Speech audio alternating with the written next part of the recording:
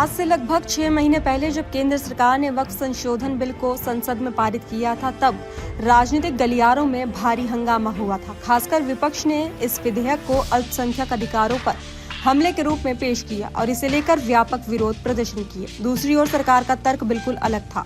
सरकार का कहना था कि वक्फ संपत्तियों का बेहतर संरक्षण, सही प्रबंधन और पारदर्शिता सुनिश्चित करने के लिए ये संशोधन आवश्यक है। सरकार का मानना था कि देश में वक्फ की लाखों एकड़ जमीनें हैं, लेकिन न तो उनके कागजात स्पष्ट है और न ही उनकी आय का सही उपयोग सुनिश्चित होता है। इसी उद्देश्य से सरकार ने वक्फ संपत्तियों को एक केंद्रीकृत पोर्टल उम्मेद पोर्टल पर पंजीकृत करवाने की अनिवार्यता लागू की। तो वहीं सरकारी आंकड़ों में कहा गया है कि देश भर में लगभग 8.8 लाख वक्फ संपत्तियां दर्ज है।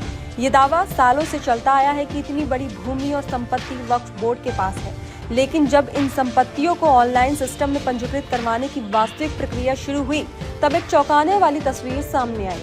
6 महीने की समय सीमा में मात्र 2.16 लाख संपत्तियों का ही पंजीकरण हो पाया, अर्थात कुल का लगभग 1/4। करीब 6 लाख संपत्तियां ऐसी हैं जिनका न तो रिकॉर्ड जमा हुआ और न ही उनकी कानूनी स्थिति स्पष्ट हो पाई। तो वहीं सबसे चौंकाने वाला मामला पश्चिम बंगाल में सामने आया। बंगाल में वक्फ बोर्ड के पास लगभग 80,480 संपत्तियों का दावा था, लेकिन पंजीकरण की प्रक्रिया बंद होने तक केवल 716 संपत्तियां ही दर्ज हो सकी, यानी 1000 का आंकड़ा भी पार नहीं हुआ। ये सवाल स्वतः खड़ा होता है कि इतनी बड़ी संख्या में संपत्तियों का डेटा क्यों नहीं दिया गया। तो वहीं ऐसे में कारणों की पड़ताल करने पर पाया गया कि पश्चिम बंगाल की टीएमसी सरकार ने संशोधन कानून का खुलकर विरोध किया था। यही कारण है कि राज्य स्तर पर संबंधित एजेंसीज और वक्फ बोर्ड्स ने इस प्रक्रिया को आगे नहीं बढ़ाया। हालांकि ये समस्या केवल बंगाल तक सीमित नहीं है। उत्तर प्रदेश और बिहार में भी आंकड़े बेहद खराब रहे। उत्तर प्रदेश के सुन्नी वक्फ बोर्ड के पास कुल 12,982 संपत्तियां दर्ज थी, लेकिन केवल लगभग 11% ही पंजीकृत हो सकी, यानी लगभग 1200 से 1300 के बीच। यूपी के शिया वक्फ बोर्ड की स्थिति और भी कमजोर रही। उनके पास कुल 789 संपत्तियां थी, लेकिन पंजीकरण केवल 5% का ही हो पाया, यानी करीब 40 से 45 संपत्तियां इस सिस्टम में दर्ज हो सकी। बिहार में भी स्थिति इससे बेहतर नहीं रही, जिससे साफ होता है कि ये समस्या किसी एक राज्य तक सीमित नहीं है, बल्कि वक्फ प्रशासन की संरचना में कई गहरी खामियां हैं। तो वहीं जब इसकी विफलता के कारण पूछे गए, तो कई वक्फ बोर्ड्स ने तर्क दिया कि सैकड़ों साल पहले की संपत्तियों के मूल मालिकों, मूल दस्तावेजों और दानकर्ताओं की जानकारी उपलब्ध नहीं है। कुछ मौलवियों ने कहा कि जमीनें पुराने समय में मौखिक रूप से दी गई थी और आज उनके कागजात ढूंढना संभव नहीं है, लेकिन ये तर्क अपने आप में बेहद कमजोर माना जा रहा है।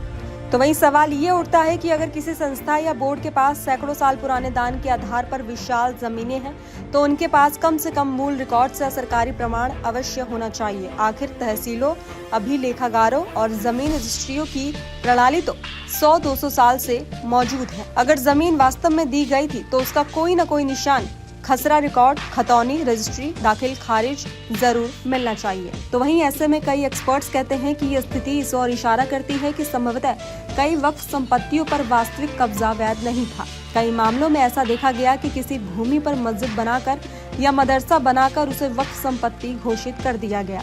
कई स्थानों पर नमाज पढ़ने की शुरुआत कर दी गई और दावा किया गया कि ये जमीन अब अल्लाह के काम में उपयोग हो रही है, इसलिए ये वक्फ है।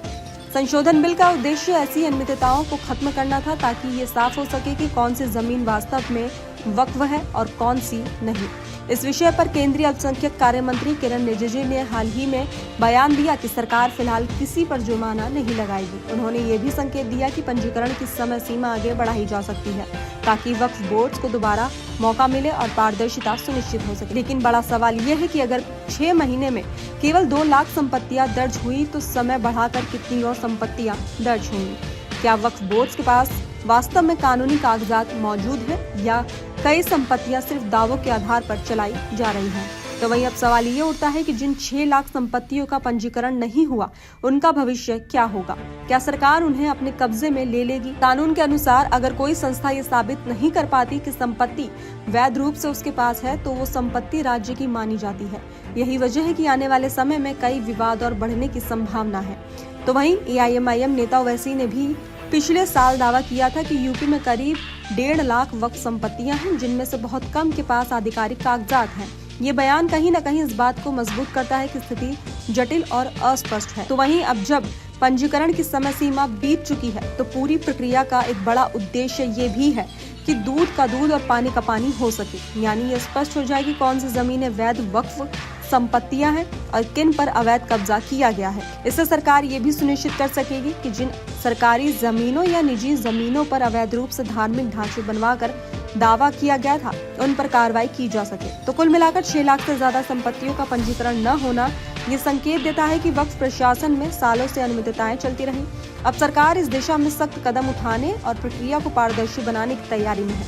आगे ये देखना दिलचस्प होगा कि समय सीमा बढ़ने पर कितनी संपत्तियां वास्तव में पंजीकृत हो पाती हैं और कितनी पर कानूनी कार्रवाई की नौबत आती है।